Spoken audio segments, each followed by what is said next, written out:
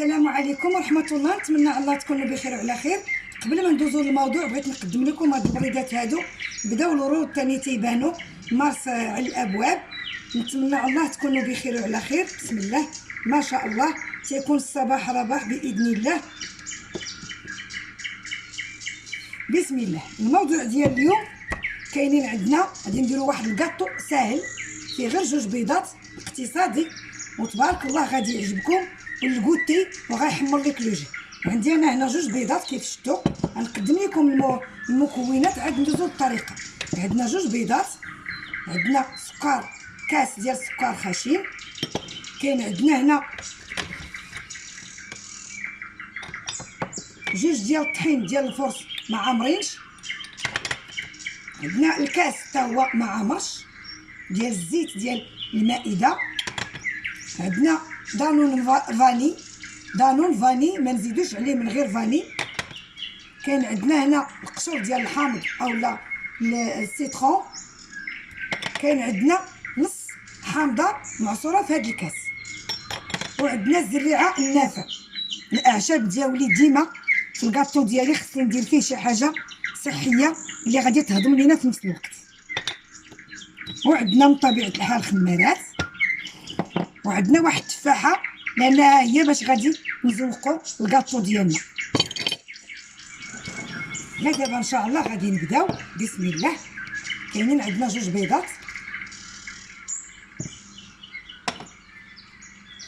السكر الخشن، شويه د الملح. بسم الله.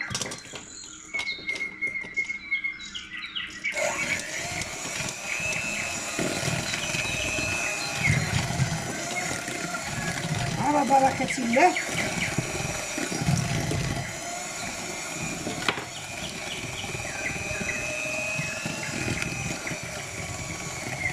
كنخدموا هذا البيض مزيان مع هاد السنيده، فعطينا واحد البشره ديالتو اسفنجي.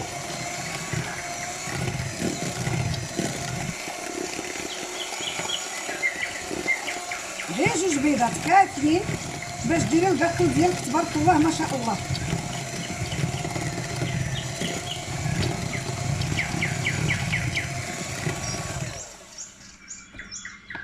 من بعد ما ضربنا البيض مع سنيده وشويه د الملحه، كنزيدو القشور ديال السيترون،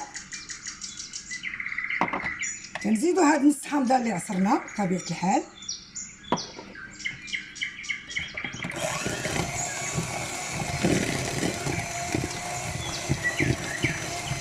غتوجي الكاطو ديالك ربع ساعه. دابا غادي نزيدو هاد الطحين هذا اللي غادي نخليوه جوج ما عامرينش كيف قلت لكم.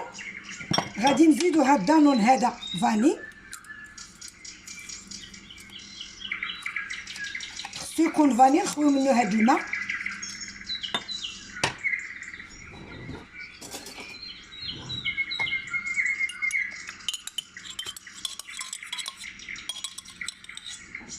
يكون فاني، حنا ما تيهمناش النوع ديال الكاس ولا النوع تاع سميتو دانون فاني.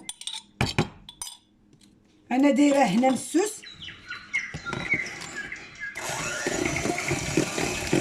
هذا هما بالمراحل.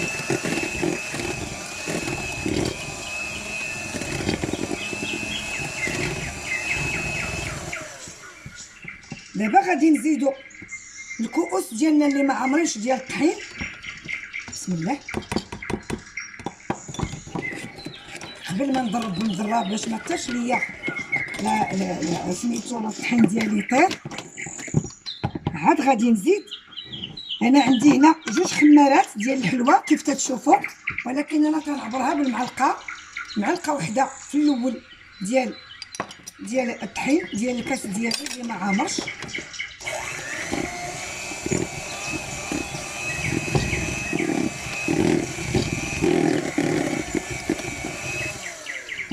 غادي نزيد الكاس الاخر اللي ما عامرش. دائما ما عامرينش الكيسان عندي في الكاطو باش يجينا ما يجينا. دابا تشوفوا العجينه، ها الكاس المعلقه الثانيه ديال الخميره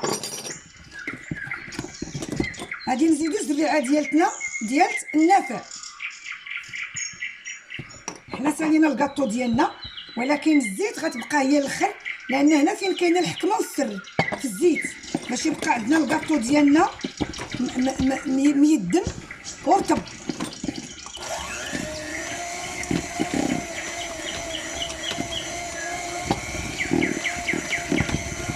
ما شاء الله الكاطو كيفاش غادي يجيكم، وغادي تشكروني عليه وما عمركم تندموا عليه. حنا باش نهزو هاد الحاشيه ديال الكاطو تاعنا ما تضيعش، هانتوما شفتوا حتى حاجه ما غنخليوها تلصق.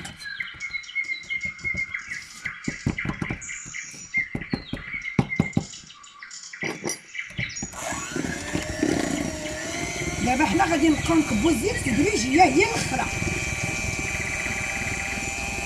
هذاك النص ديال الكاس ديال الزيت ما عمرش، وغنحاولوا نضربوا هذا الزيت مزيان حتى تنسجم مع الخليط ديالنا.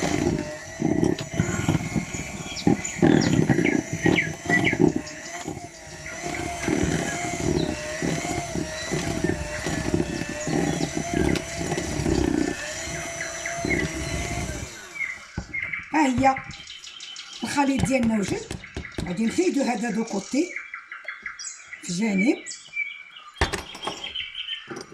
غادي يبقى لينا دابا هذا الكاطو هو اللي غادي ان شاء الله نكبوه من طبيعه الحال في المول ديالنا. دهنا ليه شويه د الزيت اولا الزبده كيف ما بغيتو، نحطو فيه شويه ديال الطحين باش ما يلصقش لنا الكاطو ديالنا. نتوما غادي تشوفوا الطريقه كيفاش جاني. يا سلام، سهل وبسيط وما غاليينش المكونات ديالو. جوج بيضات غادي يديروا لك العجب. وغادي ملي غادي نوصلوا للفران غادي نقول لكم كيفاش الطريقه باش ينجح معكم هذا الكاطو 200%. ونحاولوا ما نخليوش في الطاسه ديالتنا حتى حاجه باش ما يخلينا حتى الريحه ديال البيض في القادوس ديالنا. ها انتم شفتوا، بسم الله. دابا حنا الكاطو ديالنا ساليناه، غادي نهزو هاد التفاحه هادي من طبيعه الحال كنقمسوها على منصه. بسم الله. غادي نحاولوا نقطعوه باش نزوقوا به الكاطو ديالنا، وغادي تشوفوا كي غادي يجي غزال وبنين ولذيذ ومرمل وما عمركم تندموا عليه.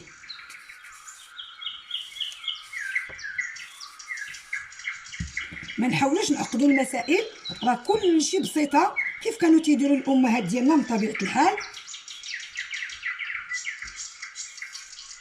كنحاول نقطع انا غير بهذه الطريقه هذه. غادي تحاولي ترققي التفاح ديالك باش ما يجيش ثقيل يطيح لك في الكاطو، وفي جميع الحالات راه ما غاديش يطيح، ولكن ديريه رقيق.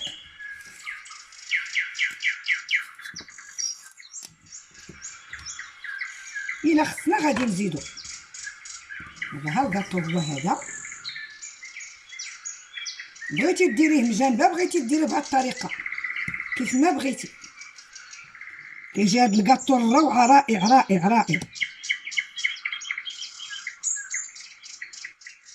وغادي يحمر لك الوجه. الا خصنا نزيدو حنا عندنا ميزاننا. دابا حنا غادي خصنا من طبيعه الحال غادي نزيدو داك النص الاخر.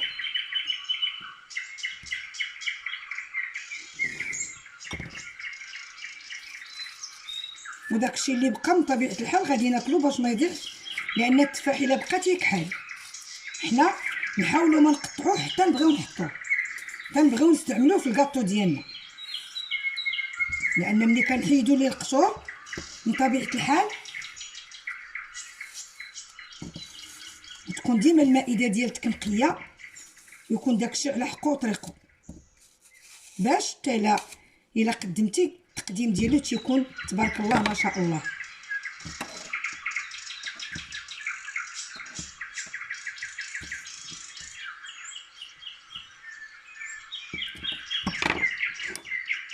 ها هو الكاطو وجد، نتوما شفتوه نستف عليه التفاح. دابا هاد الكاطو غادي نحطوه في الفران، كان يكون يكون ما يكونش شاعل، يكون بارد. وغادي نديرو الحراره ديال الفران 180 درجه، ونص ساعه الكاطو ديالك واجد. انت غطلع عليه غير من برا، ما تحليش باش ما يخسرش ليك. نص ساعه حتى ل 45 مينوت، نص ساعه حتى ساعه الا ربع. ها الكاطو ديالنا غادي نقدمو نحطوه في الفران، يكون الفران بارد. وغادي نقدم لكم انا اللي وجدت ما شاء الله. انا حطيت فيه التفاح باش يعرفوا الحبابات ديالي الغزالات ديالي انه راه مصوب بالتفاح. انا حطيت التفاح في الجنب، وحطيت هذا التوت زوقت به، لان من طبيعه الحال خصنا نزوقوا العين اللي كتشوف، وخصني نقدم خواتاتي جيراني من طبيعه الحال الحباب ديالنا صله الرحم، لانها كلها خير. حتى فاش كتحطي الكاطو ديالك تيولي عليك النفاد، ويبقاو يقولوا لك خالتي ماما كيفاش درتي الكاطو، وانت كتعطيهم طريقه براسك مرفوع. انا غادي نقطع تشوفوا بعدا المنظر ديالو جميل بزاف. نتوما شفتوا معلك مولايا وتيشهي. دابا غادي نقطع، شوفوا بسم الله. ماشي بعدا باش ما نديروش فيه، بسم الله. مليح الشمنه يا ربي، مليح الشمنه.